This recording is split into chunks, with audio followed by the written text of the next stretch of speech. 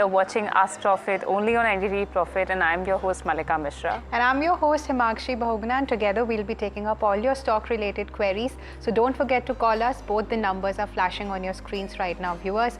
And on the show, we are joined by Vikas Jain on the technicals, and our fundamental guest will be joining us shortly. So Vikas, welcome to the show. Yeah, good evening. Good evening. Good evening to all the viewers. Yeah, so let's get started with the show. First query is written to us from Abhishek. He's writing to us from Hyderabad. He holds 150 shares of Mazagon Dock at an IPO price which is 94. So he is sitting on a very handsome profit of over almost 4.63 lakh rupees there. So kudos to you, Abhishek, if you're watching us right now. Vikas, how are the charts of Mazagon Dock looking like, especially after this India-Pakistan's escalation? The defense stocks have been in focus, and Mazagon Dock is also one of those key counters who have reacted to the news positively. It has jumped in the street. Now, what's your sense on the outlook on the counter? First, I'd like to congratulate Abhishek for such a splendid journey he has created wealth through the share. So, in case of Mazagon Dock, no doubt the stock is gaining at all-time high levels, and as you suggested that with respect to India-Pakistan conflict, the defense shares are in positive momentum, and it would continue to do so. It was after a lull of 7-8 months of continuous corrective action from July to February or March, what we can say, they have started rallying upwards. So the fresh momentum has been there in place. Mazagon Dock could also be in the same category. The stock is trading at all-time high. You can continue to hold on. Maybe the stock is also entering into the F&O segment from June 2025 series. So the stock will have some amount of volatility. So any highs near to those 3550, 3600, which is a retracement of around from the lows of around 2800 with the retracement. So that would be a good amount of exit points. Some partial profit booking can be suggested near 35, 3600 levels. Understood. Thanks for that view, Vikas. With that, we have another WhatsApp query. So Deepak has written to us from Chennai saying that he holds 75 shares of solar industry at an average price of 8,700. And at current level, can I sell or hold or add more? So, and the timeline is between 3 to 6 months. So he's looking for a short-term view on solar industries, and he's also sitting on a handsome profit of over nearly 4 lakh rupees there. So Vikas, what's your outlook on the same? So solar industries, I believe the stock has closed at 52-week highs, but it has made a spinning top on the higher part of the range. RSIs on multiple time frames and other key technical are posing some amount of retracement from current levels. So the stock can see some amount of corrective action near to sub 12,000 to 12 odd levels, which is the 20 weeks average for the same. So 10 to 12, 15% corrective action can be seen into the name. It's better to put some amount of profits and wait for some declines or sidelines to enter the name again back below 12,000. Understood. Thanks for that view, Vikas. With that, we have another WhatsApp query. And before I take up this query, it's a small request to our viewers there. Viewers, please, this is your chance to get all your stock-related queries answered. So what are you waiting for? Just pick up your phones and call us right away. The numbers are there flashing on your screens right now. And so, yes, Rajendran has written to us from Chennai. He holds 100 shares of Sonata Software at 455 a piece. So he hasn't mentioned the time horizon. So Vikas, if you could just help us with the performance of Sonata Software, how is it faring on the charts? Currently it's trading at 398, significantly dropped from the pricing at which Rajendran has bought. So what's your sense? Midcap IT has seen massive amount of correction over the last 6 months, along with the no doubt some large cap IT names have recovered in the current 10 to 15 days rally what we witnessed from the lows, but the midcap rally has not been participated. But in case of Sonata Software, some amount of silver lining has been placed because at the lower part of the range near to 355, 360 or levels, huge amount of block deals have taken place with huge delivery based market.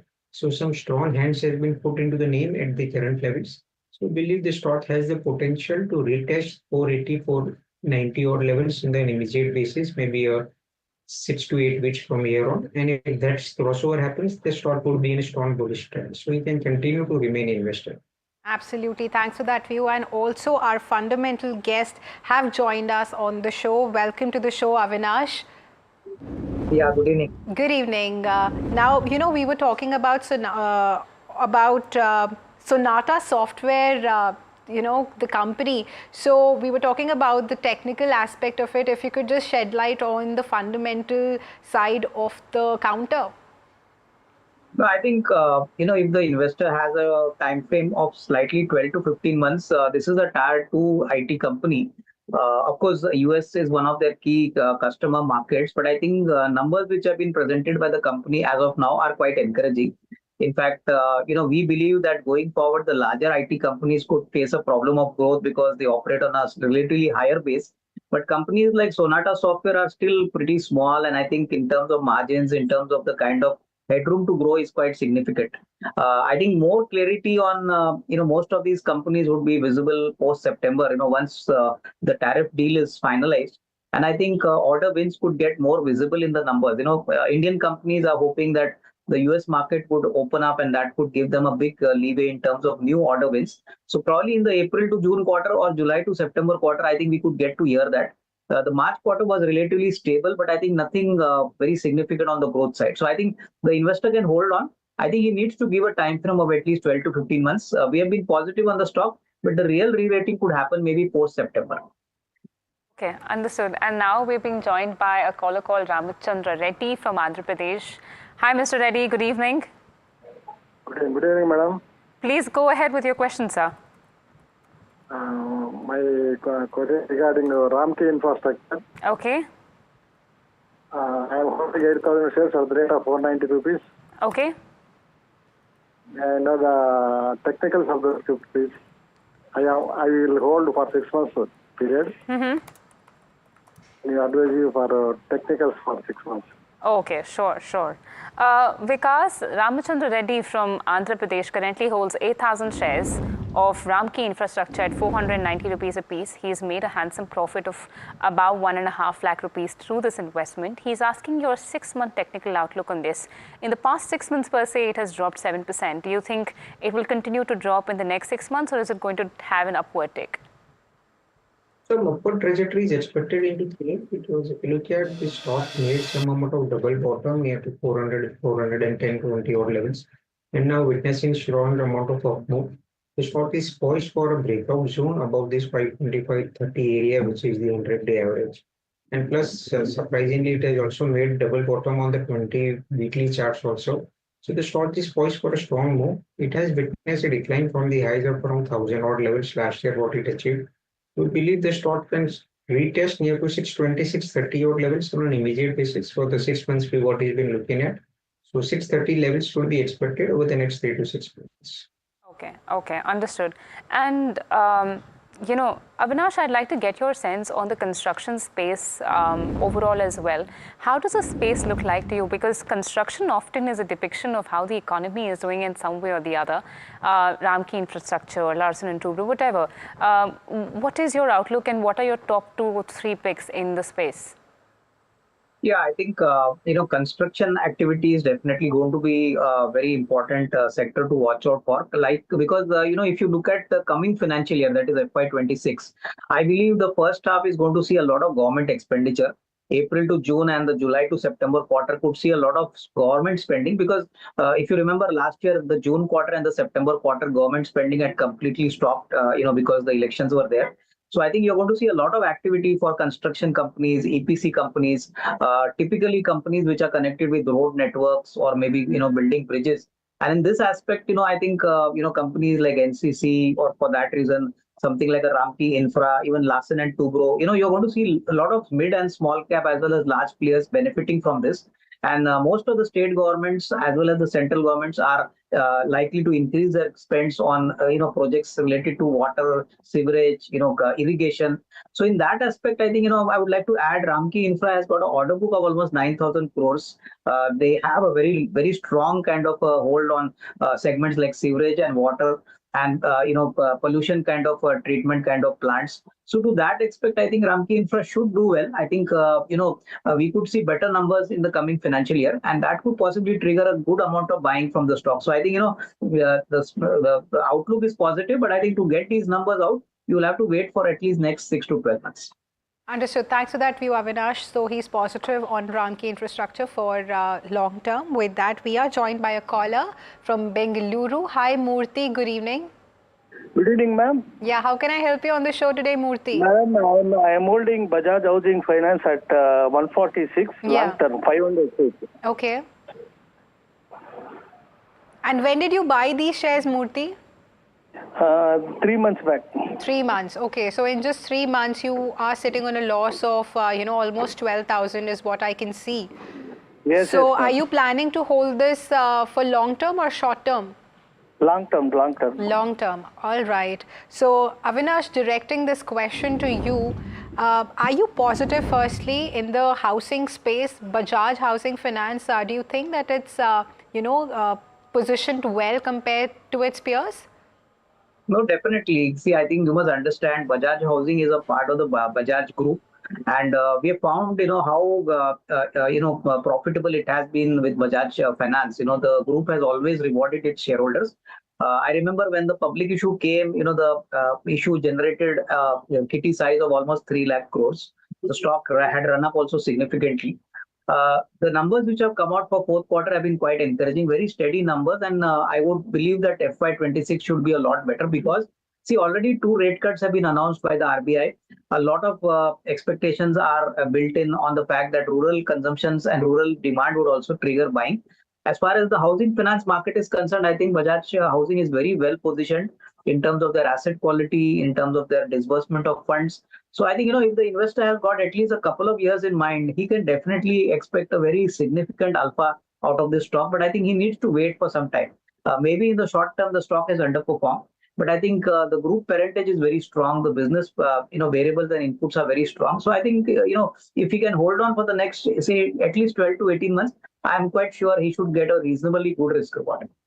Understood. Thanks for that view, Avinash. And Vikas, since he bought it at 146, currently it's down at 123.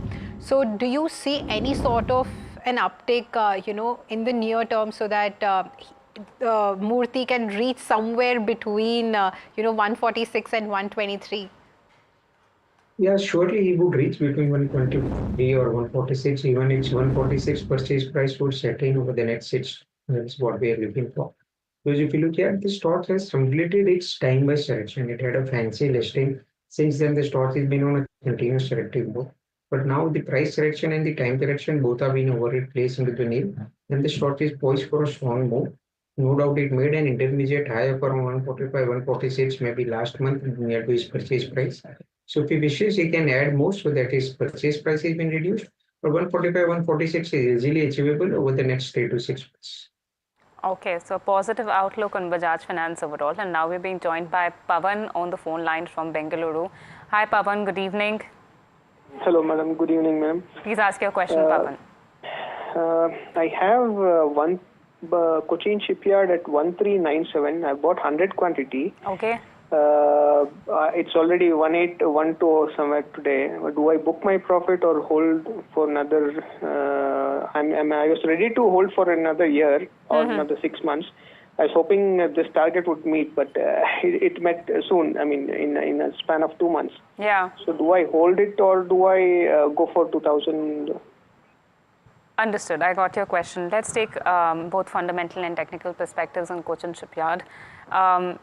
Avinash, I'll start with you. Pavan from Bengaluru, first of all, currently holds 100 shares of Cochin Shipyard at 1,397 rupees a piece. The stock has climbed up to 1,800 odd levels. And the recent trend, as we just discussed another defense counter, the recent trend has been igniting the space, especially after India-Pak war, posing confidence in defense sector overall. Now, speaking of Cochin Shipyard though, what is your sense? Because while the profit and the revenue of this particular company rose, on the other hand, margins saw a bit of contraction from, as compared to last year, and that sort of, signals some kind of operational inefficiency. I'd like to get your view on this. Yeah, I think numbers which came out today, were very clearly visible that margins were under pressure and margin pressure was quite significant. So, we'll have the conference call hopefully tomorrow and we'll get to know what are the main reasons. But one thing is very clear that, defense business is order to order driven.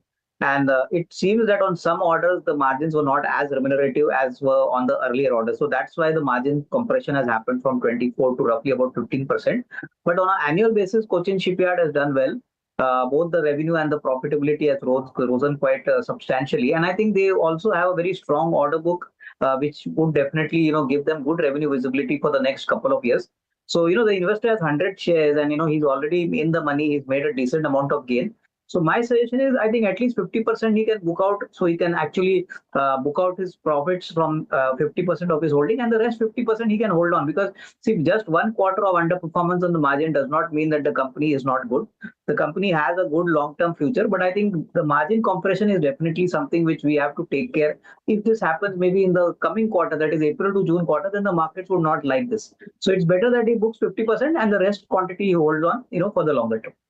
Definitely a prudent suggestion over there. And Vikas, I would like to get your technical expertise on this one as well, because it's interesting to see how the stock has been performing in the past couple of months, and it has been sort of restricted in a range-bound trade.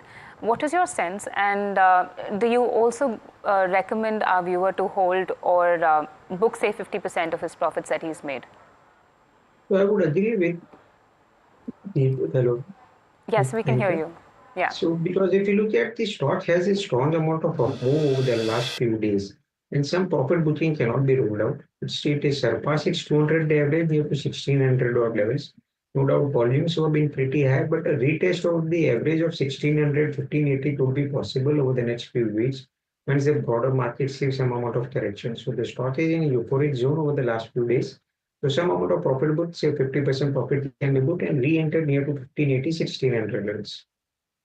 Understood. Thanks for that. With that, let's go across to a caller joining us from Chennai. Hi, Dion. Hi, madam. Yeah, am I pronouncing your name correctly? Yes, madam. I'm having 600 shares of Infosys, madam. Okay. The price of 1,950. Yeah. I bought it at February. Okay. So I'm just want to know the prospects for the 2 years. I'm ready to hold for 2 years, but I'm expecting some good returns. I invested in lump sum. I just want to know whether to hold on to the stock or switch to some other stocks. Yeah, understood. So yes. Okay, so are you interested in the IT space particularly? Yes, madam, definitely. I'm working in Infosys. Yes, I'm just. Oh, okay. Understood. Yes, okay. yes. So that's an interesting query, Avinash. Theon works in Infosys and he's bought 600 shares at 1915, but he is sitting on a significant loss there because currently it's trading at 1613, and after all the geopolitical reasons in the US, Trump tariffs and all, the IT stocks has seen a beating there, but now slowly and steadily it has it is recovering. But what is your sense on Infosys for long term, and how is it positioned itself with compared to its peers like a TCS or an HCL Tech for that matter? So I think, as I mentioned in my earlier reply, the larger companies are facing a crisis of growth. I think they are operating on a very large base, and with now new technologies like artificial intelligence, and a lot of technology changes coming in. I think most of these companies are now facing a very big challenge in terms of growth. So I think FY26 is going to be a challenge not only for Infosys but even TCS, Wipro. In fact, their management commentary and their guidance has also been very weak. So I would only request the investor that he needs to hold on for a longer period here. It's not that Infosys will not recover and bounce back, but it may take a couple of years before he could see his cost price coming up again. But I think one thing is very clear that in the very near term, at least for the next 6 to 8 months, this stock is not going to go anywhere. You'll have to wait for at least a couple of years to ensure that you, obviously get your cost price. And longer term, yes, Indian IT will play a very big role. You're definitely bound to make good money here. But you must realize that these are basically compounding stocks. You wouldn't be expecting a growth of more than 15 to 20%. And that is how the structure is. So if you want, you can average some stocks on the lower level and wait for the next 12 to 18 months to get a decent risk reward from this stock. Okay, understood. And now we have Kumar joining in on the phone line from Chennai. Hi, Kumar. Good evening. Hi, good evening. This is regarding Indian hotels. Okay. I got 40 shares around 800 rupees. Technically, I would like to know, it is short term. Will it be moving up? It will reclaim its higher level, or I should average at lower level? Okay. Understood. Vikas, I'll take this question to you. Kumar from Chennai currently holds 40 shares of Indian hotels at 800 rupees a piece. The stock is trading around 764 and saw a slight dip of 0.76, 0.8% of thereabout in today's trade. Now, although the stock has climbed since November, but it has been again making some kinds of range-bound trade. What is your sense of Indian hotels, and does it have any strength left in it for the future? There is strength is being there into the name, but no doubt its purchase price has been pretty high, what is being there. So the stock is being consolidating between this 900 to 700 for now for the last 6 months. But it broken its 200-day average sharply and recovered with volumes over the past few days. So now the story turns attractive because after breaching its 200-day average and giving a strong amount of up move indicates that the worst is over. So the stock would head further higher. So maybe on an immediate basis, the stock would move higher near to 810, 820. And if that is being crossed, then we could move further higher near to 865. So we can continue to hold on to the name. Understood. Thanks for that view. With that, let's go across to a caller joining us from Andhra Pradesh. Hi, Mansingh. Good evening. Hi, ma'am. Very good evening. Yeah, how can I help you today? Madam, I am holding AG Green Pack and EPL, madam. Both are from same sector, madam. I want to know about EPL, madam. SL Pro Pack. I am holding 100 shares, madam. Average price for 94, madam. Recently, it posted good results and technically it is above the resistance level. Should I add more at this level or should I wait? Okay, and once again, you are holding 100 shares of AGI Green Pack, right? I am holding AG Green Pack and also EPL, madam. EP? SL Pro Pack. EPL. EPL. SL Understood. Pro Pack. Understood. Yeah. So you're holding 100 shares of EPL and your query is regarding EPL and not AGI Green Pack. Am I correct? Yes, madam. Yes, madam. Yes, Okay, okay, okay. So you are a long-term investor, Mansingh? Yes, madam. Long term, 2 to 3 years. Understood, understood. So I'll directly pose this question to you, Avinash. How are the fundamentals of EPL looking like? I think fundamentals look pretty good. I think the investor needs to give in a little more time here. I think this space in which the company operates is definitely doing pretty well. My sense is that if he can hold on for a slightly longer period, I think whatever loss he's seeing now could get rectified over a period of 12 to 18 months. So, and I think the management commentary has also been quite positive. So I think EPL can be a good bet if one looks at a slightly longer term time frame. Maybe in the short term volatility will be there. But I would suggest that unlike booking a loss, he should hold on for the next 12 to 18 months. After that, which you would expect a good decent risk reward. Okay, understood. And now we have Amit on the phone line from Hyderabad. Hi, Amit. Good evening. Good evening, ma'am. Please ask your question, Amit. Yeah, my question is regarding Bombay Stock Exchange.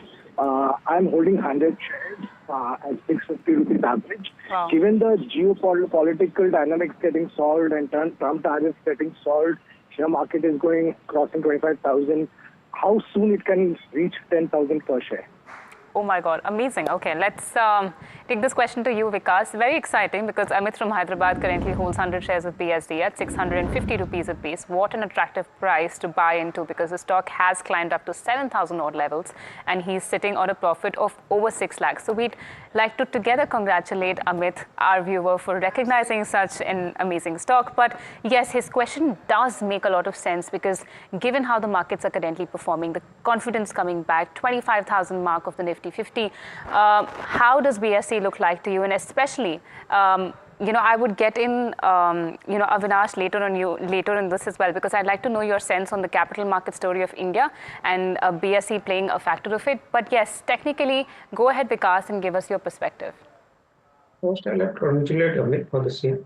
If you look at the stock, has been a consistent compounder for the last many few years, and it has consistently outperformed. No doubt it had a rough rally with directed decline near to those 3,800, 4,000 odd levels, and since then it is on a continuous tear. So we believe the stock is poised for a short split, and next week I believe 22nd or 23rd the stock is going ex bonus. So post as bonus, the stock amount liquidity would increase and we could see some amount of renewed participation. So I don't know whether 10,000 could be reached over the next 1 year or 2 years, but definitely. But on an immediate basis, the stock has the potential to move higher near to 7,800, 8,000. Conservative, but again, still higher than what Amit bought them at. So definitely consider it. I would like to get your view on this, Avinash. What is your sense on the capital market story of India? And do you think BSE, as a result of being a significant player in this space, is going to benefit and has a bright future ahead? No, I think clearly, the stock of BSE has been going up because, obviously there are only two exchanges, only one which is BSE is listed. We are going to see NSE getting listed very soon. Most importantly, exchanges globally also are always trading at a premium because, that business is extremely profitable. Once their fixed costs are recovered, I think whatever incremental revenue comes in from the trading volume, that directly transfers to the bottom line. The business is very lucrative, and it's a business where, unlike whether it's a bull market or a bear market, the exchanges always make money. So I think in that perspective, BSE is very well positioned. It's a quasi monopoly, at least up till now, because once NSE comes in, there will be one more competitor. I would believe that if the investor does not require funds, then he can actually comfortably stay invested for a longer period here. Because I think once NSE gets listed, there would be some further excitement on the stock. And most importantly, I think with the growth in the capital market, interest among the investors, we just have 15 demat accounts, 15 crore demat accounts in the country. Hopefully, in the next 4 to 5 years, this number could actually double. So that incrementally means that some more business could come on the exchanges. So I think, it's a very good long-term story. But if at all the investor wants to book out some money, at least 25% he can book out. The rest of the stock he can continue to hold. He could, ensure that his capital cost is recovered. And the rest of the stocks can be held on for long term. But definitely, I think it's a very strong business which is unlikely to slow down in the longer term. Okay, thanks for that view, Avinash. With that, we have a caller joining us from Hyderabad. Hi, Bhaskar. Good evening. Yeah, good evening. Yeah, how can I help you today? Yeah, I'm holding PG Electroplast, 100 shares. Okay. At price 820. Yeah. Yeah, for long term. So I want to know the technical and fundamental. Okay, Bhaskar, I'll get your query answered. Avinash, Bhaskar holds 100 shares of PG Electroplast, and the stock is trading at a high P ratio, which is like 8 times of its book value. So, how does this valuation compare to its industry peers, and also is it justified by the company's growth prospects? No, I think my guess is, this company is now being perceived as a ODM player. ODM players include people like Dixon or Amber Enterprises. And I think they've got a lot of orders. They are now looking even at the EMS space. So my sense is that, numbers which came out recently from PG Electroplast have been very strong. But I think the markets have already played the narrative in a very big way. So, the numbers which came in were already discounted in the stock price. So I think if the investor has bought the share at 820, now it is 809, I think he needs to give in at least a 2-year view, because as you rightly pointed out, valuations are not cheap. They are fair to expensive. And I think unless now a stronger earnings growth comes in and we see better earnings numbers for FY26 and 27, that is the only thing which is going to re-rate the stock. So my sense is, a lot of large institutional and a lot of ultra HNI investors have taken positions here. So you need to give in some more time. The business is very strong, outlook is positive, but to get a decent alpha, I think you need to stay invested here for the next 2 years. Understood. Thanks for that view, Avinash. And viewers, with that, we'll have to slip into a short break, but please keep sending in your queries on WhatsApp and call in. We'll be right back for Ask Profit. Stay tuned to NDTV Profit.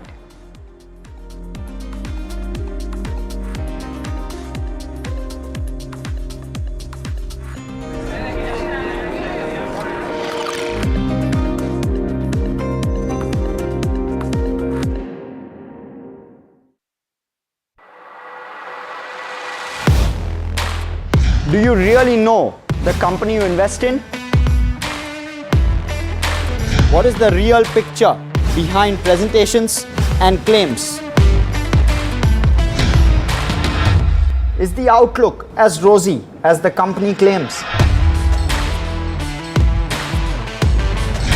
Know Your Company, powered by NDTV Profit Research, shines a light on the biggest stock market movers.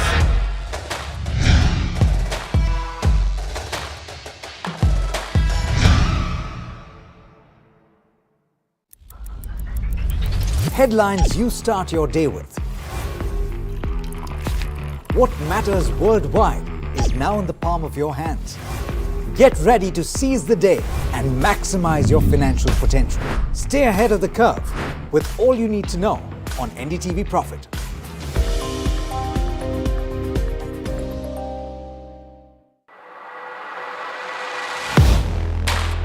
Do you really know the company you invest in? What is the real picture behind presentations and claims? Is the outlook as rosy as the company claims? Know Your Company, powered by NDTV Profit Research, shines a light on the biggest stock market movers.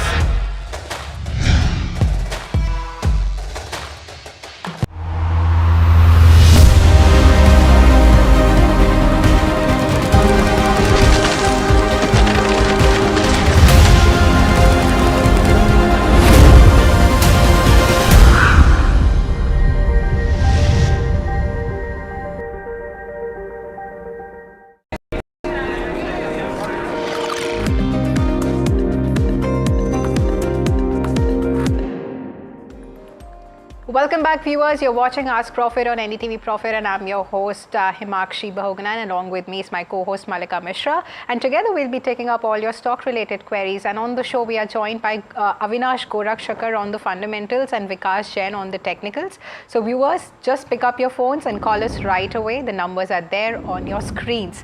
With that, let's go across to a caller from joining us from Oman. So that's our international caller joining us after the break. Hi Farzi, how can I help you on the show today? 1 lakh shares at the price of 59.5.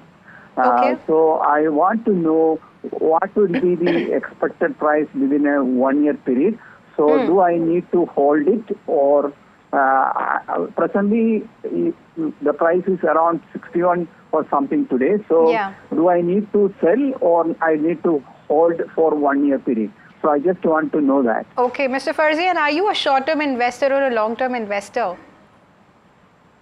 I am a short-term investor. Okay, okay. And you bought it recently, and you just want to know a short-term outlook on Suzlon Energy, am I correct? Yes, I bought at 59.5. Yeah, understood. So, Vikas, I'll come straight to you. He's looking for a short-term outlook on Suzlon Energy, sitting on a decent profit there. So, what's your sense on the counter? Will he be, making more profits, or should he be booking his profit at these levels? Then continue to hold on because the structure looks pretty positive. It is trading above the band of averages. No doubt, the stock has not outperformed in the broader pace of rally what being witnessed. We believe the structure has been positive. Stock has been, momentum. So it is expected to see some amount of move near to 65, 66, which is the 200-day average, which should be a minor resistance. So 65, 66 has been broken out, and we could see a larger trend playing out. So we can continue to hold on. If he wants, he can keep a stop of around 58, which is the band of averages. Okay, got it. And now we have another caller joining us from Mysuru. Hi, Padma. Hello, ma'am. Good evening. Please go ahead. Ma'am, I'm holding Bharat Electrical shares, 150 shares I'm holding at the rate of 260 rupees I bought. So should I sell it and book a profit, or should I hold it? I want to know, ma'am. Okay, you bought them at 260 rupees a piece, right? Yes, madam. Okay, okay, understood. And when did you purchase these shares of BHEL? Bharat Electrical. Yes, exactly. BEL. Yeah. So around 2 months back, I think. I mean, Okay, 1 or 2 months back. I think. Okay, understood. Avinash, I'd like to take this query to you. Padma from Mysuru currently holds 150 shares of Bharat Heavy Electricals at 260 rupees apiece. Bharat Electricals at 260 rupees apiece. I'd like to know your sense on the stock. How does it fundamentally fare? No, I think now, defense stocks, as all of you are aware, are the flavor of the season. I think the Indo-Pakistan war was a live test, where the Indian equipments, which were manufactured by Indian defense companies were tried and tested, and they were very successful. In fact, the Akash missile, where BL has played a key role, has been one of the most successfully talked about products. So I think to that extent, what has happened is that almost everybody in the market now wants to buy defense shares. And specifically coming to BEL, they are sitting on a very strong order book. They are a cash-rich company. Their working capital is a negative working capital. So I think, they have all the pointers to prove that the next 2 years are going to be very solid. Plus, the government of India wants to promote, defense production in India. So I would say that the investor has got a very good buying price and a very good margin of safety. So I think the investor should hold on. The next 12 to 18 months are going to be equally solid. And if the investor does not require money, then I think he should stay invested here. I would not be surprised that possibly we could see higher levels in the coming 12 to 18 months. Understood. Thanks for that view, Avinash. With that, we are joined by a caller from Andhra Pradesh. Hi, Raju. Good evening. Hi, good evening. Yeah, how can I help you today, Raju? My query is regarding DAM Capital. Yeah. I want to know whether it is a good stock to hold in the portfolio for long term. Okay, so Raju is a long-term investor, Avinash, and he holds 275 shares of DAM Capital at 213. So, the company went public in December.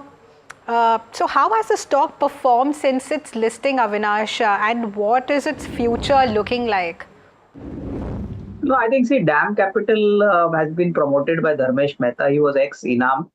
Very strong intellectual and networking ability, and that is why he's generated a lot of business. My sense is that this is a investment banking largely. They are into institutional brokerage businesses, and I think both the businesses are doing pretty well. Of course, the last quarter numbers were quite unattractive. In fact, little disappointing. But I think in this business you need to understand that there could be a lag quarter, possibly at that point of time maybe there were not many large investment banking deals which are supposed to be more profitable. But I think if you look at the IPO price, if you look at the current price, I think if one were to take the next, at least next 2 years in mind, this is one of those promising companies where investment banking is going to grow significantly. They have already mentioned in their commentary that a lot of new clients were added to their to their basket, and I think going forward FY26 and 27, hopefully the capital markets do well. Then I think a lot of incremental investment banking business as well as the institutional business would come in. So take a longer term call. I think in the next 3 to 6 months, maybe the stock may not do anything great. But if you have got the next 2 years in mind, it's a great business with a good management team. And I think the market should obviously reward in them, once better numbers are coming out from their side. So I would suggest that, this is a long-term story, not a short-term story. Okay, so DAM Capital is a long-term story and not a short-term story. And Vikas, you also hold the same view. Since the stock has been so volatile since its listing, what's your sense on the counter? The stock has corrected by 50% from its listing price, 30-35% from its issue price. But it has potential to see some amount of gains because if you look at the structure remains positive. It's been consolidated in this band of around 195, 200 levels on the downside, 225 on the high side. So some accumulation is being going through into the name. Some positive news into the stock and the stock would see some hard flare. So we can continue to hold with immediate target of around 240 to 45 for the next 3 to 4 months. Okay, got it. And now we have Mohan calling in from Gujarat. Hi, Mohan. Hi, ma'am. This is Mohan Tektanani. I am calling from Ahmedabad, Gujarat. Welcome, I Mohan. have one query. Thank you. I have one query regarding ONGC. I have purchased, I think, about 1 year back or so, and I have about 500 shares at 280 rupees plus. Average price of 280 plus. What will be the short-term view and the long-term view for ONGC? Okay. Shall I hold it, or if I am lying, partly book the profit, book the loss, or hold it? Okay, understood. Got your question. Vikas, I'd like to first take this question to you. Mohan from Gujarat currently holds 500 shares of ONGC at 280 rupees a piece. The stock price per se has dipped to about 248 odd levels. How does the stock look like to you? Because it has been trading significantly in a lower band as compared to where it was positioned back in August of 2024. When do you see that recovery happen on the charts for ONGC? It takes a bit of time, no doubt. There could be limited downside from current levels. The stock would not see some great amount of upmove near to those 275 to 80 odd levels because it is trading in a particular band. And plus, it has an inverse correlation with the respect to the crude oil prices. So, with the crude oil prices near to 52-week lows, usually the stock pretty underperforms. So, unless and until there is some materialistically sharp amount of upmove into the crude price, which would help benefit ONGC, then otherwise the stock would remain sideways. So on the higher side, 265 to 70, it would be the first band of resistance area. Now the downside to 43 to 45 is the support. Understood. Thanks for that view, Vikas. With that, let's go across to a caller joining us from Bengaluru. Hi, Krishnan. Good evening. Krishnan, are you there on the phone line? Yeah, good evening. Yeah, good evening. Please go ahead. Yeah, my question is, actually I want to invest 2 to 3 lakhs in defense sector. Okay. So is there anything left we can invest something, or because all share prices are flying like Brahmos? Understood. Understood. That's an interesting query. Avinash, firstly, I'd like to come to you. Rightly said, with this immediate surge, in the defense stock, so the investors are also advised to exercise some caution there. And like he said that, all the stocks are quite pretty high, trading pretty high. So what's your sense? Are these the correct levels to enter, and what are your top picks in the defense space? No, I think clearly, I think if one wants to buy these stocks, then I think you've got to keep a time frame of at least next 2 to 3 years. So, the investor who has asked this question that he wants to invest 2 lakh rupees, I think first of all, he has to make up his mind whether he can stay invested for the next 2 to 3 years. That is point number one. And secondly, stocks like Bharat Electronics, Hindustan Aeronautics, he could definitely accumulate this in a SIP way. Maybe don't invest the entire 2 lakhs in one shot, buy a small quantity, and whenever the market corrects, he could add more.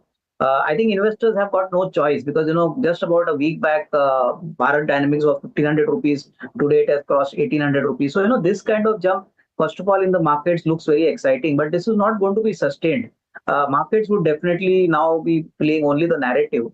Markets would wait for the quarterly numbers, the results, and obviously that would further re-rate them. So, if any negative surprise does come in, then there could be some roadblocks and some kind of jerks also on the way.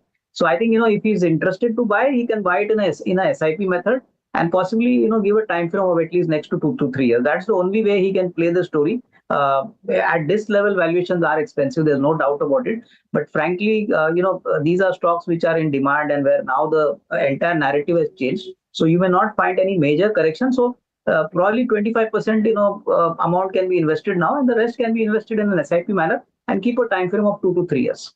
Absolutely. And what are those top picks there, Mr. Avinash, of yours in the defense space? Top 3 top picks. No, I think I would be more comfortable on companies like Hindustan Aeronautics than typically a Cochin Shipyard, maybe a Bharat Electronics. I think it's better to create a basket of 2, 3 good defense companies because I think one is, it gives a little bit of comfort for the market volatility. And secondly, I think within the defense categories, there are various products and various, services which every defense player caters. So Bharat Electronics is more on the electronic side. Hindustan Aeronautics is on the aircraft side. And obviously, there are many companies which operate in separate verticals. So Cochin Shipyard is on the marine side. They cater to the warships requirement of the Indian Navy. So I would say, 2, 3 companies like this should be in your basket. But again, as I mentioned, please buy on declines and use a SIP approach. Absolutely. Thanks for that view. And Vikas, I'd also like to come to you for the short term. What are your top 3 picks in the defense space? In terms of very short term, they say there is not a single pick for the defense space because it is like the investors getting a fear FOMO, fear of missing out. The returns have been made into the name, the war story has been played through. So some amount of corrective action cannot be ruled out from current levels. So it's better to avoid to invest anything fresh. So if he wants to take a call, as Avinash said, they do in SIP mode. There is a defense fund of Motilal Oswal Defense Fund. So that defense fund ETF has seen some amount of momentum in the recent past. So we believe we can start accumulating that name, but even in declines, so that would be a good opportunity to hold the name. So no matter whether BL, HAL or Cochin Shipyard, whichever works out, a basket of defense stocks would be a better entry point to enter.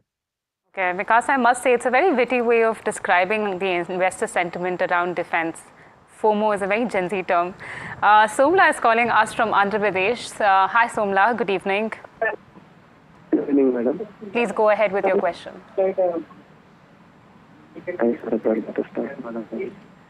Somla? Yes, madam. Yes, could you be a tad bit louder, please? Okay. My query is regarding. Yes, please go ahead. Okay, no issues. Somla from Andhra Pradesh currently holds 100 shares of Anant Raj at 460 rupees a piece. The stock is trading around 470 levels and has given Somla a fair amount of profit. I think he wanted a one-year perspective on Anant Raj. Therefore, Avinash, I'll take this to you again.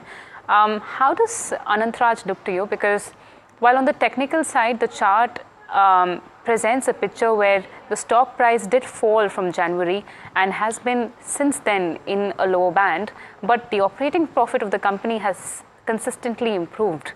Tell us your view on Anant Raj, and does it look like a prudent choice to stay invested in?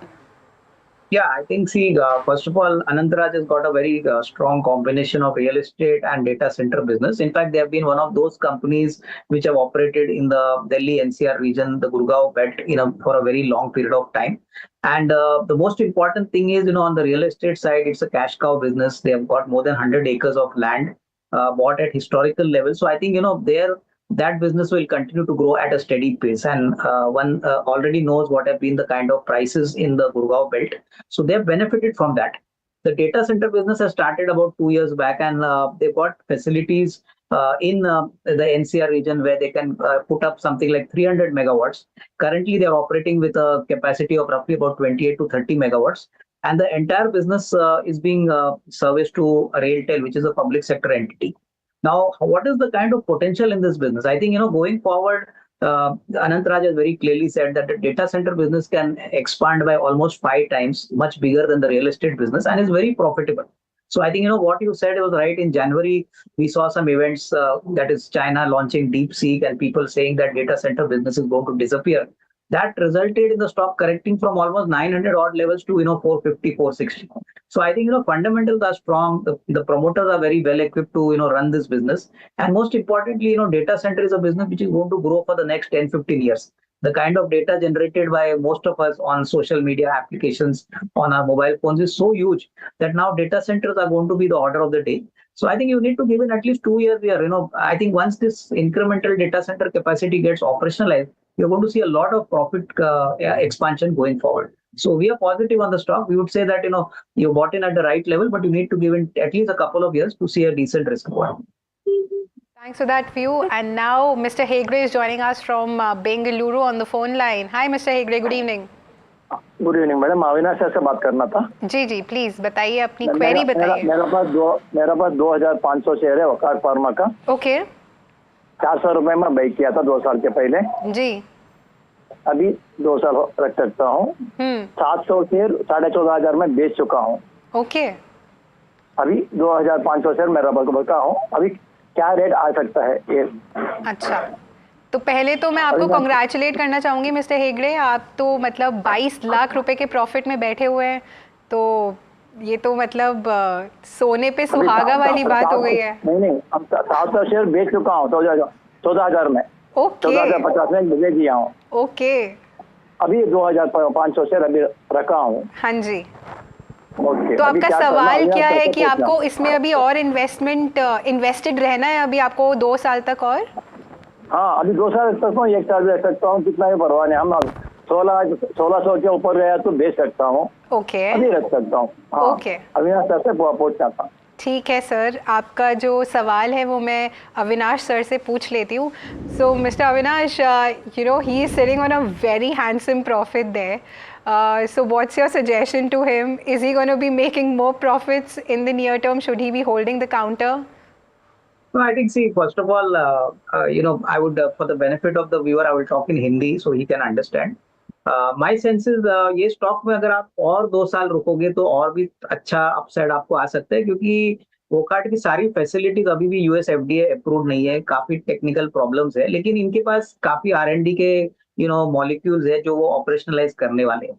और ये company में limelight इसलिए रहेगा क्योंकि इसमें हो सकता है कि ये कंपनी किसी दूसरी फार्मा कंपनी को टेक ओवर करेगी, और यही मार्केट को भी लग रहा है, क्योंकि कहीं ना कहीं डील की अगर पॉसिबिलिटी आती है तो आपको बहुत जल्दी एक अच्छा अपसाइड यहाँ पे दिख सकते हैं. और ऑलरेडी आपने 700 शेयर प्रॉफिट में बेचे हैं, तो आपका ऑब्वियसली जो जो कॉस्टिंग है वो तो आपने ऑलरेडी शायद निकाला होगा. तो यहाँ पे कम से कम 1.5-2 साल का नजरिया लेके आप यहाँ पे होल्ड करिए. यहाँ पे अगर पैसों की जरूरत नहीं है तो कभी ना कभी तो ये इवेंट होगा, और उसके बाद ये स्टॉक अच्छी तरह से और भी रिलेट हो सकता है. Right. Thank you so much, Avinash, for explaining that to your viewers so nicely. And Vikas, since Mr. Hegde was talking about the 1600 mark, so is the stock reaching there anytime soon? It's in time to reach to that name, because you see, if you look at the stock has moved up on this lot of multiple news flow, positive news flow, but since last few weeks it has been in corrective phase. So the stock is in some amount of consolidation and waiting for some amount of more positive outcome. So if that some amount of positive news flow which Avinash is referring to comes through, then the stock again can revisit to near to those 1650, 1700 levels. But again, the downside is being capped, so we can continue to hold on. Okay, got it. And now we have another caller, Santosh, joining in from Chennai. Hi, Santosh. Good evening. Good evening to one and all. Please ask your question, Santosh. I hold Triveni turbines. I hold around 12 shares at the price of 790. Okay. Can I accumulate, or I have to get out of the counter? Maybe in the long term or short term, I want to be used. Okay, got it.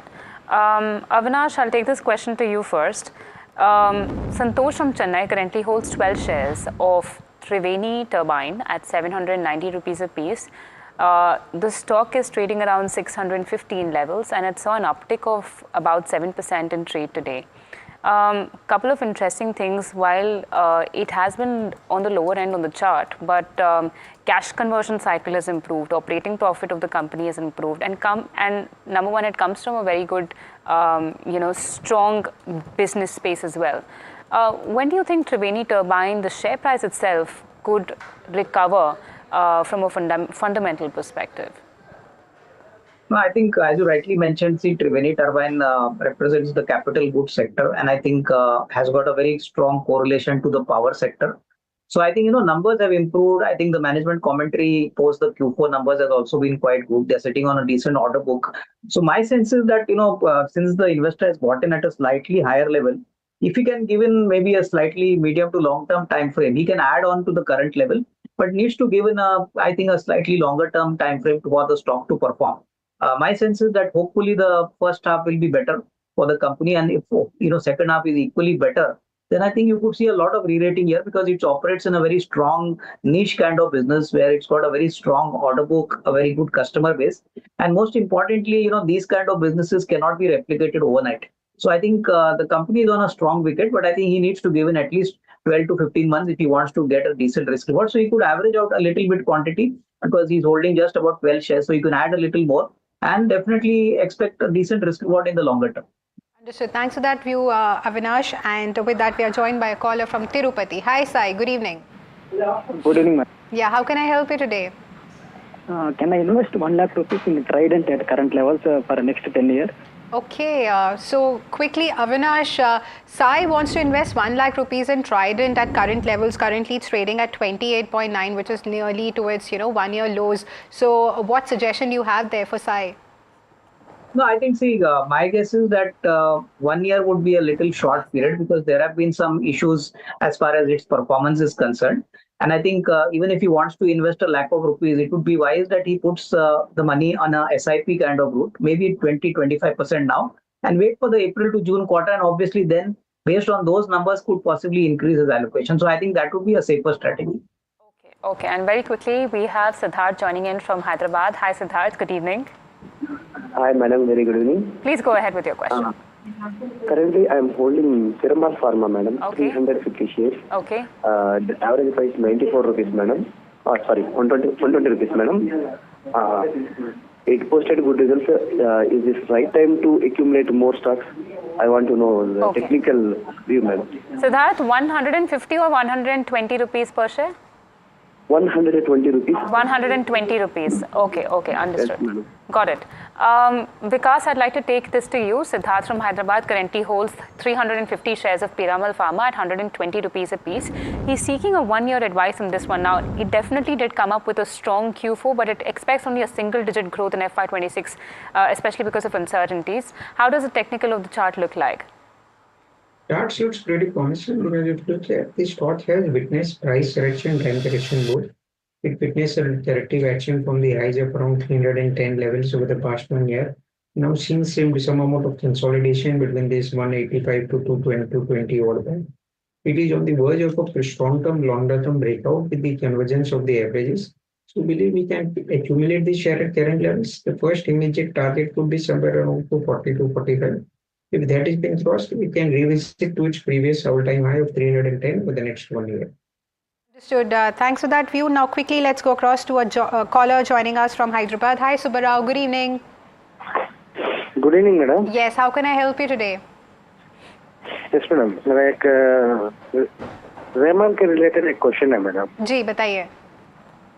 मैं Raymond 1581 पे 9 shares लिया था. हाँ. जो कि short term prospective है. हाँ. तो अभी वो तो डीमर्ज हुआ है ना मैडम. जी जी. तो मैंने सुना है कि एक शेयर का एक शेयर मिलेगा. एक कब मिलेगा? एंड नेक्स्ट क्वेश्चन इज 572 अभी दिखा रहा है. इवन डबल हुआ तो अभी 1581 का इक्वल नहीं हो रहा है. ये कैसा, हाउ डू दे कैलकुलेट, ये पता करना था. Okay, so Avinash, if you could help our viewer with that query of Raymond. No, I think the investor who has purchased Raymond at 1570, I'm quite sure that he must have been given shares of Raymond Lifestyle, which is now separately listed. So, probably he has to look into that holding also, and then look at the total, kind of value accretion which he has made. So, I think if he's purchased the share, on quite some time back before the record date, he would have been allocated shares of Raymond Lifestyle, which, I think are trading at 1,100 odd rupees. So, that could be a good kind of equation. I would like to know whether he has actually got those shares, because, just looking at Raymond price will not give you the real picture, because now one part of the business, the real estate business, is left to be listed separately. But the standalone business is now only the woolen textile business, what Raymond has been traditionally doing. Raymond Lifestyle is a separate company which has got listed, but which was offered to shareholders who are part of the Raymond entity earlier. So I think, the investor needs to be aware of this. Only then he will understand what is the value accretion he has made. Okay. Thank you so much for that, Avinash. And both of you gentlemen, thank you so much for joining us on Ask Profit tonight and answering all those queries with such patience and valor. And viewers, you stay tuned to NDTV Profit and keep sending in your queries on the WhatsApp numbers available to you. We're both live in the morning as well as in the evening. But stay tuned. We have Profit 360 coming up right on the other side of this short break.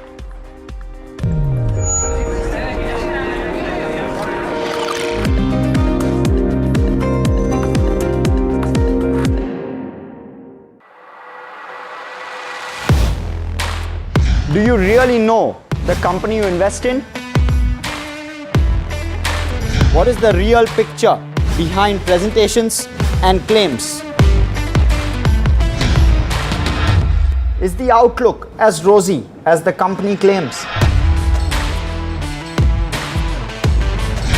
Know Your Company, powered by NDTV Profit Research, shines a light on the biggest stock market movers.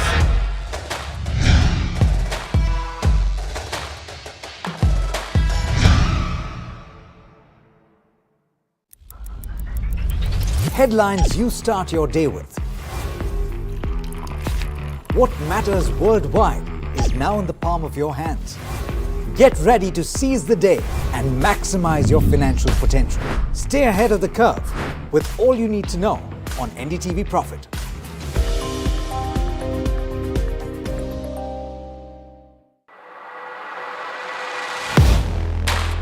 Do you really know the company you invest in? What is the real picture behind presentations and claims? Is the outlook as rosy as the company claims? Know Your Company, powered by NDTV Profit Research, shines a light on the biggest stock market movers.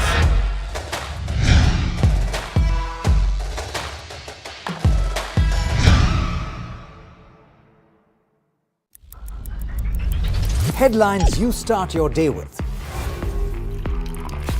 What matters worldwide is now in the palm of your hands. Get ready to seize the day and maximize your financial potential. Stay ahead of the curve with all you need to know on NDTV Profit.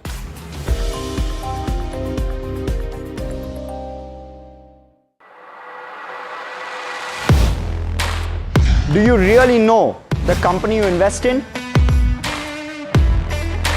What is the real picture behind presentations and claims? Is the outlook as rosy as the company claims? Know Your Company, powered by NDTV Profit Research, shines a light on the biggest stock market mover.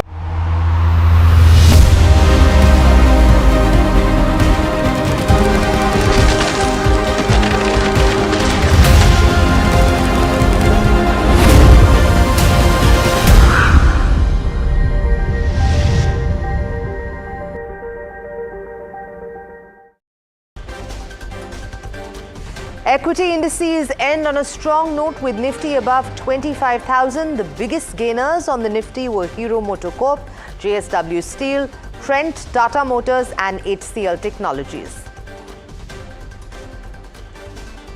The government revokes the security clearance of Turkish firm Celebi Aviation, responsible for critical ground operations at major Indian airports, while another university, Jamia Millia, scraps an MOU with Turkey.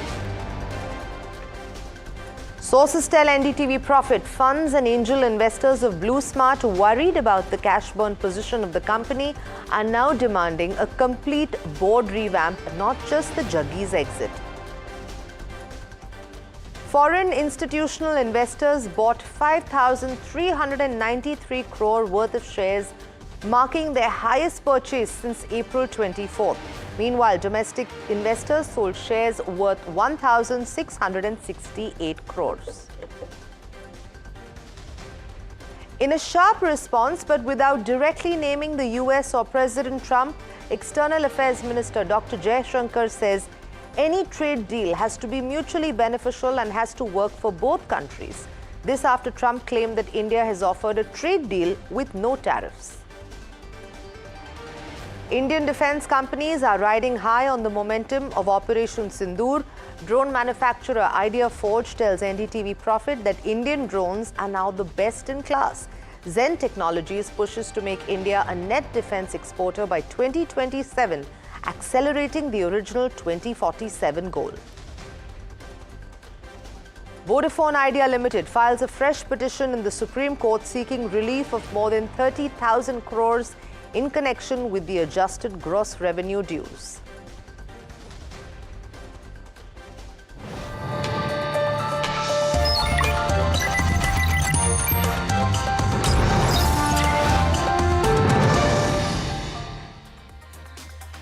Good evening, you're watching Profit 360 on NDTV Profit and I'm Sanjana. Let's take a look at some of our biggest stories that are making news today. Equity indices closed on a strong note, hitting an over 7-month high, with the Nifty soaring past 25,000. Both benchmark indices gained over 1.5%, driven by strong performances in Nifty Realty and auto stocks. My colleague Varsha now joins in with a full wrap-up of today's market action.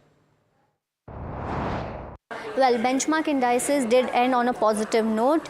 Speaking about Nifty and over 1.55% for the day, led by Hero MotoCorp and JSW Steel. Sensex gains nearly 1.5% for the day. Nifty Sensex ends higher for the second consecutive day.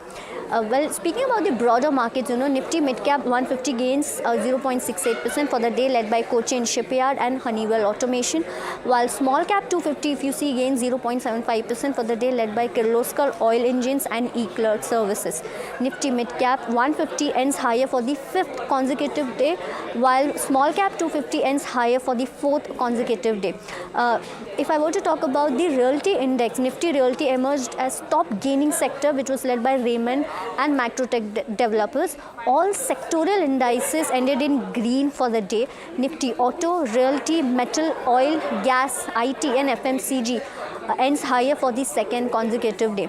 If I were to talk about the media, Nifty Media ends higher for the 7th consecutive day. Nifty Financial Services, banks snaps 2-day losing streak. Nifty Pharma ends higher for the 4th consecutive day, and Nifty PSU Bank ends higher for the 5th consecutive day. But on the same note, let's hear it from Nirav Sheth on him being bullish on India. I feel very bullish, and I've had this view for some time that the biggest advantage that India has got right now is that there's a big dollar reset that is happening, right? Very rarely would you have a situation where, the equity markets in US have rallied and, bonds have gone up and the dollar is depreciated 10% from the top, right? So this is a big, big reset. And there's a very conducive environment for emerging markets in general and India in particular. So short answer to your question is that very bullish. No one knows what happens in the next 1 or 2 months. But I would wager that in the next 5, 6, 7 years, India will end up being the bubble market in the emerging market territory. Now moving on to an exclusive story coming in. Blue Smart's leadership crisis continues to escalate, with investor concerns now extending beyond the chairpersons Anmol Singh Jaggi to the entire board. My colleague Agni, who has been tracking the story very closely, now joining me live from the newsroom. Agni, sources in fact telling NDTV Profit that angel investors and equity funds in the EV ride-hailing business part are demanding a full board overhaul, as fears over the company's cash burn position are actually growing. Share all the details with us. That's right. So adding on to all the troubles that Blue Smart is already facing, this is the latest one. So Blue Smart's investors and angel funds are increasingly going restless, and there's a growing demand for the entire board to step down and a new fresh board to take up its position. Now remember, earlier there were 3 deals that Anmol Jaggi had placed in front of Blue Smart investors in a bid to revive the company. But most of the deals were prerequisite to the fact that it is Jaggi who resigns from the board. But as the company goes nowhere, as this proceeds into a stalemate further and further with no fresh capital coming in, the company is moving into a cash burn position. So investors are growing restless, and more investors and angel funds are demanding that the entire board steps down. Now remember, the board is made up of 5 members. Anmol Jaggi is obviously the chairperson. There's also Sophia Nadur, who is the representative of BP Ventures, the largest stakeholder in Blue Smart. Other than that, there's Rupa Devi Singh and there's Inderpreet Wadhwa, who are independent directors, and Sunil Singhvi, who's an investor director. So the concern, the bone of contention where investors are demanding that the entire board steps down, also stems from the fact that all of this, the round tripping of Gensol funds in the name of Blue Smart vehicles, was being done under the nose of an audit committee that was headed by Inderpreet Wadhwa, and in which Sophia Nadur, the BP representative, was also a member of. Now Blue Smart has a lot of investors, and we were not able to reach out to all of them, but this seems to be a consensus idea that this demand for a new board is growing. Right, Agni, thank you so much for that update. A crucial update coming in. This is, remember, as we're already seeing the troubled renewable energy part of the business, that Gensol Engineering is back in the spotlight, with the Delhi High Court today ordering the seizure of 76 more electric cabs operated by Blue Smart. Now, these EVs were leased from Gensol and were seized following a plea by Vriksha Advisors, which is an investment firm. And the judge actually ruled and barred Gensol, BlueSmart and their promoters, that's the Jaggi brothers, from selling or transferring these vehicles. So today's ruling essentially marks the 5th such court order in under 3 weeks, with a total of 698 EVs now under judicial protection, highlighting deepening concerns over financial mismanagement and corporate governance failures. And to give you a comprehensive background of this entire dispute and where it all started with Gensol and BlueSmart's relationship, the financial mismanagement and the defaults involved, even the SEBI's findings and the implications of this whole saga on both these companies, let's take a look at this report. What began as a promising tale of growth in India's renewable energy and EV sector has unraveled into a saga of alleged fraud, shaking investor confidence and leaving thousands of BlueSmart drivers in distress. Let's rewind. Gensol Engineering, based in Ahmedabad, first made headlines with ambitious revenue targets and a BSE SME listing back in 2019. Followed by a main board migration in 2023. The company, promoted by brothers Anmol and Puneet Singh Jaggi, promised a revenue leap to 4,000 crore rupees by 2026, driven by its EPC business and EV leasing arm, closely tied to cab aggregator BlueSmart. But trouble brewed in early 2025. Since February the 24th, Gensol's stock has been locked in lower circuits for weeks, losing over 90% of its market capitalization, down from multi-month highs to below 90 rupees per share by April. Credit rating agencies ICRA and Care Ratings downgraded Gensol's 2050 crore rupee debt to default status, citing delays in servicing term loans. SEBI stepped in after a June 2024 complaint alleged share price manipulation and fund misappropriation. Then, on April 15, 2025, SEBI barred Gensol CEO Anmol Singh Jaggi and promoter director Puneet Singh Jaggi from the securities market and from holding key managerial roles. The regulator's probe revealed that Gensol raised 975 crore rupees in loans to buy 6,400 electric vehicles, but only 4,704 were purchased for 567.73 crore rupees, leaving over 200 crore accounted for. SEBI's investigation uncovered a trail of diverted funds. In one instance, 93.88 crore rupees from an IRIDA loan was transferred to Go Auto Private Limited, with 50 crore rupees funneled to Capbridge Ventures LLP to purchase a luxury apartment in DLF Camellias, valued at over 42 crore rupees. Another 40 crore rupees was routed through Wellray Solar Industries to other entities linked to the Jaggi brothers, allegedly for personal expenses. To say that Gensol Engineering has had a turbulent run of late would be an understatement. What was once a booming stock is now riddled with fraud, ratings downgrades and investigation by SEBI. I mean, when you announce a 1:10 stock split with 1,000 crores siphoned off, it's bound to raise some eyebrows. BlueSmart, founded by Gensol's Jaggi brothers and Puneet Goyal, found itself in that crossfire, so much so that its much-loved EV cab business has been out of charge for over a month now. Drivers are on strike demanding severance, but the co-founders are missing in action for all intents and purposes.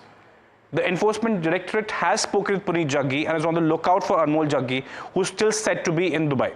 Meanwhile, fleet operators are carving up BlueSmart's cab business amongst themselves. Then, the Enforcement Directorate joined the probe, conducting searches in Delhi, Gurugram and Ahmedabad under the Foreign Exchange Management Act. While initial reports suggested Puneet Jaggi's detention, the ED clarified no arrests have been made. Meanwhile, the Ministry of Corporate Affairs is now investigating both Gensol and BlueSmart.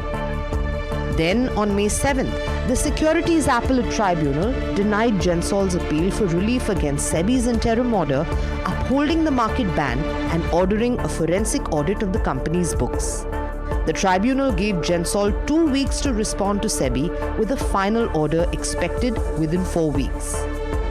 A crucial chapter in this Gensol BlueSmart saga was written just this week. The Jaggi brothers have resigned from Gensol Engineering, While that's a plus for what was once a booming stock, the story is not over. Actually, it's far from it. The Gensol case has raised serious questions about corporate governance and regulatory oversight. If there is a false information, if there is a fraud, or if it is a moving of funds which is not correct, I think in the order, forensic audit also has been ordered. So I think these are the kind of egregious behavior which nobody likes them. NSE CEO Ashish Kumar Chauhan told NDTV Profit that cases like Gensol highlight the need for stricter, more granular disclosure norms to protect investors. SEBI is now consulting stakeholders to curb pump and dump schemes and enhance transparency. As investigations deepen, the Gensol saga serves as a cautionary tale for India's startup ecosystem, exposing gaps in trust, governance, and oversight. For now, investors, drivers, and regulators await answers as this complex case unfolds.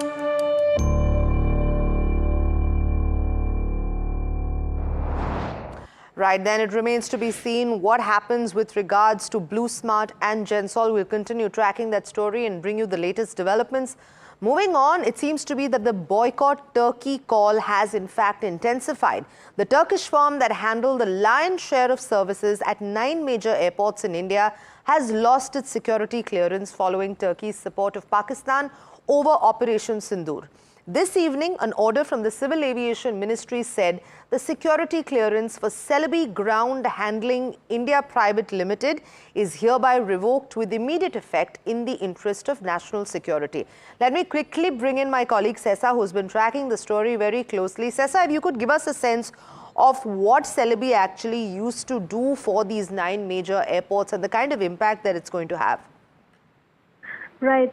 So as we know that the government has revoked the security clearance for, this company. Now, Celebi Airport Services is a subsidiary of Celebi Aviation Holding, which is a Turkish company, and it provides ground handling services at 9 airports, including Delhi, Goa, Cochin, Bangalore, Hyderabad, etc. And it carries out several high security tasks critical to the safe and efficient function of airport operations, which includes passenger checkings, boarding, baggage load and unload, aircraft maintenance, etc. Now, apart from this particular company, which is Celebi Airport Services Private Limited, the group firm, which is the Turkish firm, also has another subsidiary, which is Celebi Delhi Cargo Terminal Management, which provides cargo services at Delhi International Airport. Now, we don't know yet if the government will take further action for that company as well. Now, overall, Celebi manages over 58,000 flights and handles about 5.4 lakh tons of cargo annually. It also has a workforce of 7,800 employees. Now, operators of the affected airports will now have to quickly make some stopgap arrangements by asking other ground handlers to fill in for Celebi's void. So we need to wait and watch and see that how the next tenders are issued for appointing another ground handler and who gets to win the tender. Right. Sessa, thank you so much for those updates. We'll continue tracking the story and bring you the latest on this. Let's remember, this is, of course, as the boycott Turkey sound intensifies only. We're also seeing that kind of have a backlash into academia. Just yesterday, we reported how JNU, in fact, scrapped an MOU with Turkey. But now another educational institution, the Jamia Millia Islamia, has suspended its MOU with all Turkey-affiliated institutions following the precedent set by JNU yesterday. This decision is effective immediately and until further notice comes amid escalating tensions between India and Pakistan after Turkey voiced strong support for Islamabad. We have been talking to you about the different action that India has actually taken, whether it was with regard to scrapping the MOU with Turkey, with academia getting into this. Pune, we've seen, has banned Turkish apples. We're also seeing marble traders in Udaipur boycotting Turkey and droves of tourists cancelling their bookings to Turkey and to Azerbaijan and any country really that is voicing or standing by Pakistan in light of Operation Sindoor. Now, India aims to finalize the first tranche of the bilateral trade agreement before fall, with government sources indicating a focus on swift execution. On the trade front, India has maintained a measured stance at the WTO, reserving the right to retaliate against US tariffs but opting for negotiation over direct action. My colleague Rishabh with all the details. We have fresh inputs coming in on India's retaliatory move that played out over the past couple of days at the World Trade Organization. This was in response to the US's tariffs, the continued tariffs on steel, aluminium, as well as auto parts. What we're hearing from the government is the fact that most countries that were slapped with these tariffs have now approached the WTO as a neutral sort of a platform for these talks. What the government said that even in its memo is the fact that India has simply reserved the right to retaliation. They've basically notified that in case these tariffs continue for a very, very long period of time, India does reserve the right to retaliate. It has not yet retaliated, and basically this is sort of a call for the US as well to come in terms of negotiating, come to the negotiating table and engage on this matter. What we're also seeing is the fact that the path is negotiation, it's not retaliation. And that is the sort of pragmatic approach that the government wants to adopt with respect to WTO. Also on the BTA, the talks are continuing. They are progressing well. A team that will be led by the Commerce Minister Piyush Goyal is set to depart for the US today or tomorrow, and talks will start from May 17th to May 20th. And both the countries remain very much committed to conclude the first tranche of this bilateral trade agreement before the fall. And it's very, very likely also, it's possible that it also happens before this July 8th, which is the period when the 90-day tariff pause also ends. So the hope is that it is concluded as soon as possible and definitely before the fall, which is September or October this year. Right, some big breaking news coming in right now. IndusInd Bank has issued a clarification saying that the internal audit reported on microfinance discrepancies on May 8th, that they're saying that it was incorrectly recorded and has been reversed Jan 10th. Let me quickly bring in my colleague Vishwanath Nair, who has been tracking the story very closely now on the phone line. Vishwanath, the IndusInd Bank issuing this clarification regarding an internal audit that uncovered microfinance discrepancies. Okay, we seem to have lost the line there with my colleague, but this is particularly important. Let's remember, IndusInd Bank has been under scrutiny due to accounting irregularities that have been flagged in its microfinance portfolio. The issue, if you remember, first surfaced when a whistleblower letter was sent to the RBI and the bank's board raising concerns about incorrectly recorded interest income. Now, since then, there have been some key developments that have taken place. We've seen executives resigning, including the CEO and the deputy CEO, following concerns over corporate governance and, of course, financial mismanagement. We've been seeing the RBI closely monitoring the situation with IndusInd Bank facing multiple financial reporting issues in recent months. And now we are actually seeing this clarification coming in. Let me bring in my colleague Vishwanath, who seems to have reconnected with us. Vishwanath, please take us through the latest IndusInd Bank issuing this clarification. What does it mean? Right, Sanjana. So what happened was back in April, there was a disclosure from IndusInd Bank which talked about some accounting discrepancies in the microfinance division of the bank, after which an internal audit department, of course, undertook an investigation, and EY was supporting that investigation. Now, as part of that investigation, a report was submitted on the 8th of May, which shows about 647 odd crore worth of incorrect interest being recorded during the 3 quarters of FY25, which is from April of 2024 till December of 2024. So this is a clear accounting problem at IndusInd Bank that is coming out. Alongside this, there was also a whistleblower letter which suggested that there are some issues with the other assets and other liabilities section of the balance sheet. an investigation was conducted there as well. And on the 8th of May, the Internal Audit Department has said that 595 crore worth of discrepancies were found in the other assets division, which were then set off. These balances were set off in January of 2025. So net-net, the financial impact might not be there, but there was a serious accounting lapse and clear problems that were discovered at IndusInd Bank. The board has also conducted this activity where they looked at who is exactly responsible for these actions and what action the board can take against these individuals. That is also going to happen very soon. The board is saying that they are in the process of assigning accountability and then taking action against these individuals.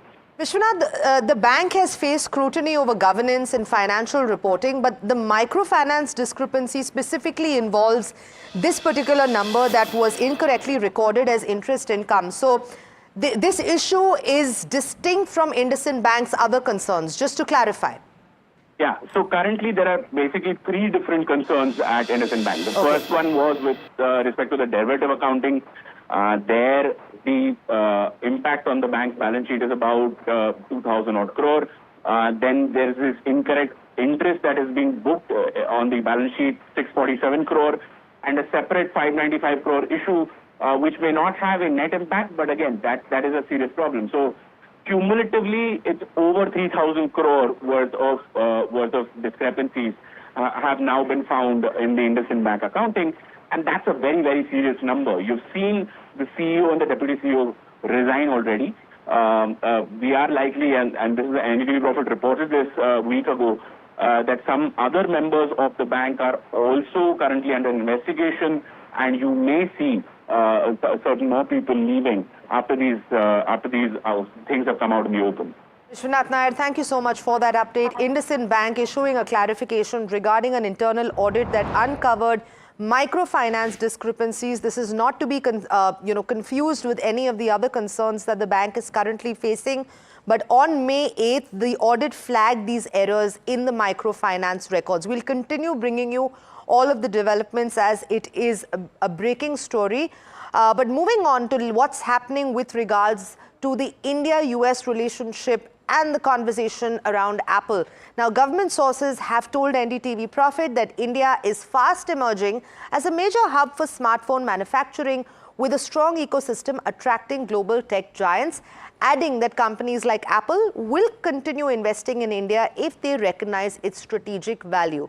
Their decisions, however, will be driven by their own competitive priorities. Now, remember this coming in at a time, and we're going to play those bites for you just right after I bring in my colleague Rishabh.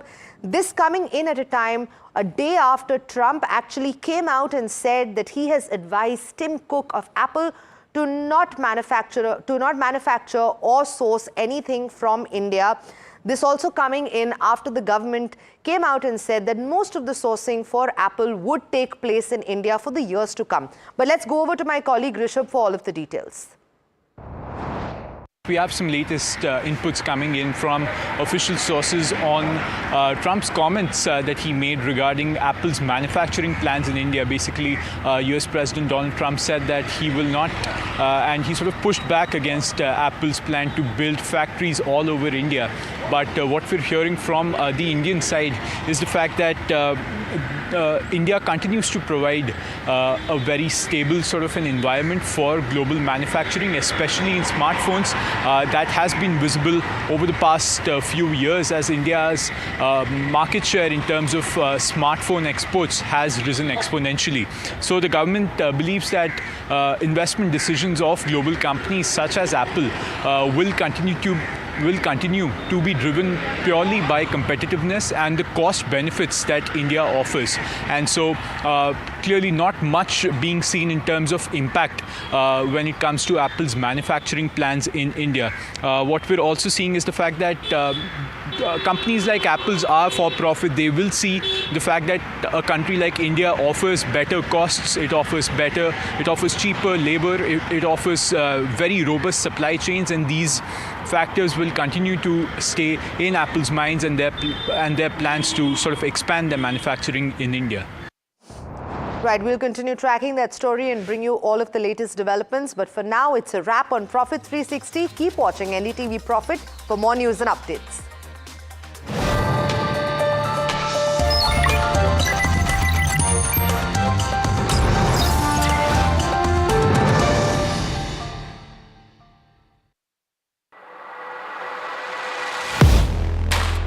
Do you really know the company you invest in? What is the real picture behind presentations and claims? Is the outlook as rosy as the company claims? Know Your Company, powered by NDTV Profit Research, shines a light on the biggest stock market movers.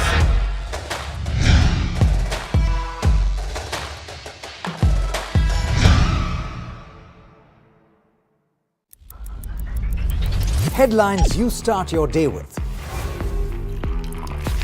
What matters worldwide is now in the palm of your hands. Get ready to seize the day and maximize your financial potential. Stay ahead of the curve with all you need to know on NDTV Profit.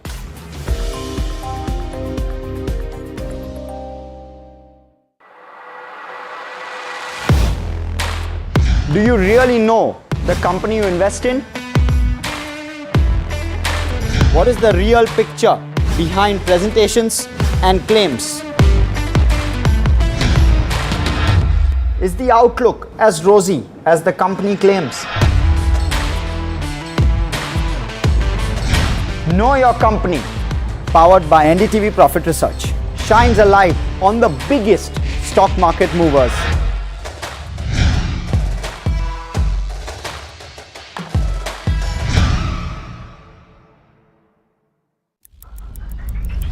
Headlines you start your day with. What matters worldwide is now in the palm of your hands. Get ready to seize the day and maximize your financial potential. Stay ahead of the curve with all you need to know on NDTV Profit.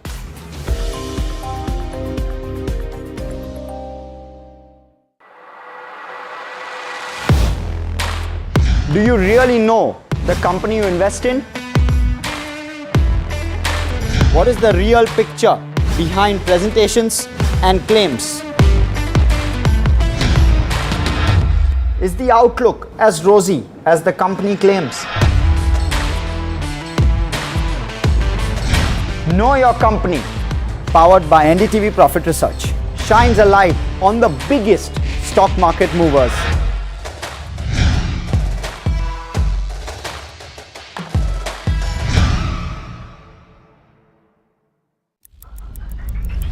Headlines you start your day with. What matters worldwide is now in the palm of your hands. Get ready to seize the day and maximize your financial potential. Stay ahead of the curve with all you need to know on NDTV Profit.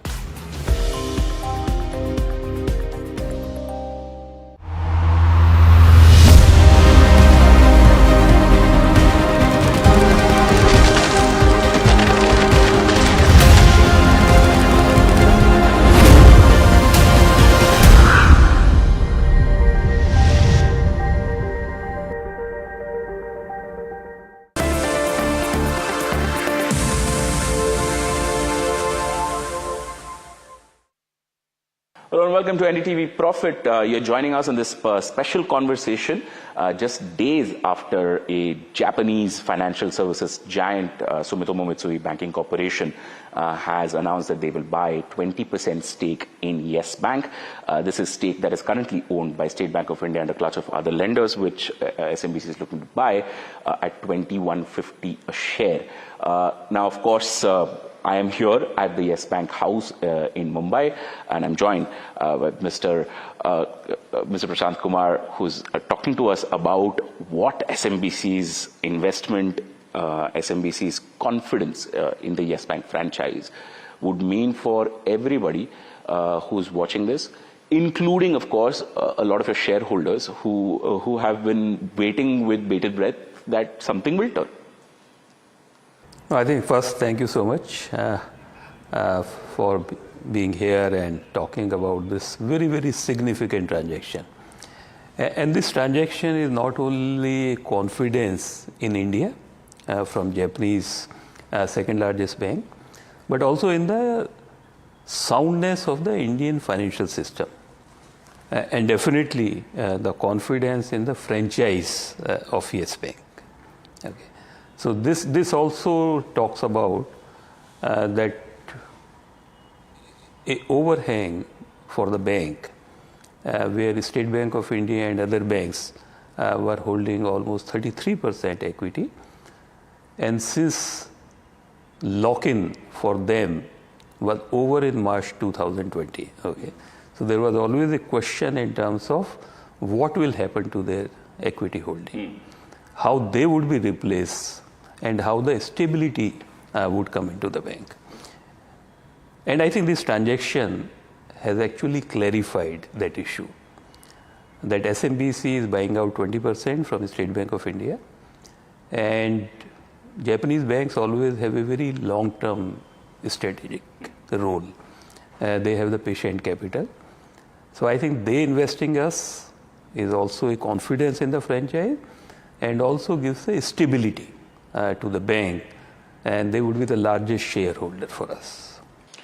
So this pricing of 21 rupees 50 paisa a share, when the deal was announced, it was at a significant premium.